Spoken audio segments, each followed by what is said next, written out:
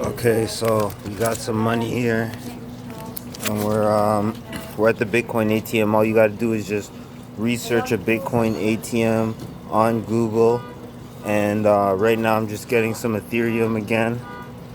And yeah, you research a Bitcoin ATM on Google and figure out where your local Bitcoin ATM is. This one's called Instacoin. I've been using these Bitcoin ATMs for a while now. I rarely buy Bitcoin with credit cards. I usually just, you know, dollar cost average into what I'm buying and just buy with cash at a Bitcoin ATM. So you just search on Google where Bitcoin ATM is, and then you could buy Ethereum from these things. Some of them, they have a multitude. Different ones have different coins on it, you know? Maybe in this video I could show you the different coins that are on this one. But yeah, right now this is just another Ethereum purchase.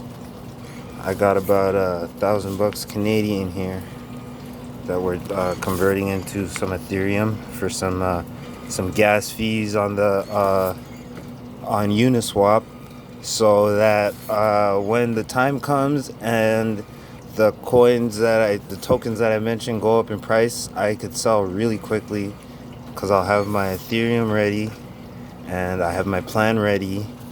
And yeah, but also I've been seeing some coins that are really undervalued that maybe I'll just scoop up a quick. You know, I made some videos about it. You can check my other videos, but the main one I like is definitely Yearn Finance.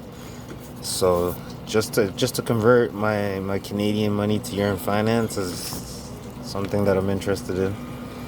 And yeah, even today it just went up 10%. So,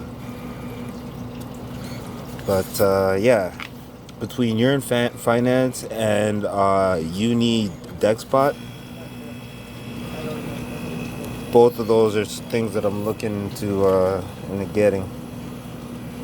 So yeah, that's basically it. You just probably want to get $100 bills, so this goes a little faster than this. Oh no, that says 1 ETH right there. Yeah, I'm just gonna keep going.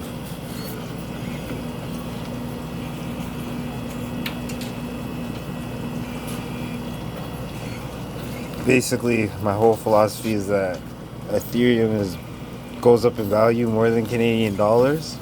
So unless I have some bills to pay and I need to keep my cash in Canadian dollars, I'm switching it to Ethereum as soon as possible. And yeah, I think the Ethereum blockchain is way better than the Tron blockchain. The Tron blockchain, it doesn't really treat its users as well. You know what I mean? I think the limit on this machine is $1,000 per transaction. So I'm gonna try and max it out right now. But yeah, the Tron blockchain is a no-go. The only thing I like is T2X, and if T2X fails, it's over. But T2X has been doing pretty good. T2X, I'm getting like $600 a week passive income, but I had to put in like $4,000 American worth of Tron. So, but they recently had the XSwap hacked, and they returned everybody's money, so that's a good sign.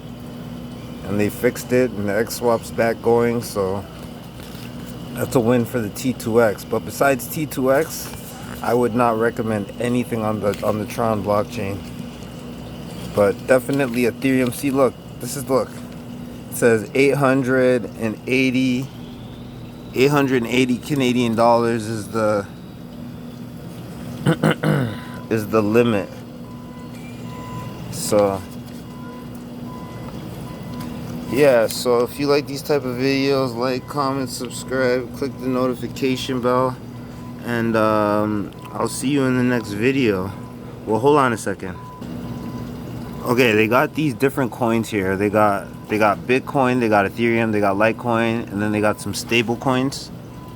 And you can get it all from just the Bitcoin ATM. You download the Atomic Wallet, you bring some cash here, and then you can you can buy any coins you want right here. These are the main ones: Bitcoin, Ethereum, and Litecoin. I recommend Bitcoin and Ethereum.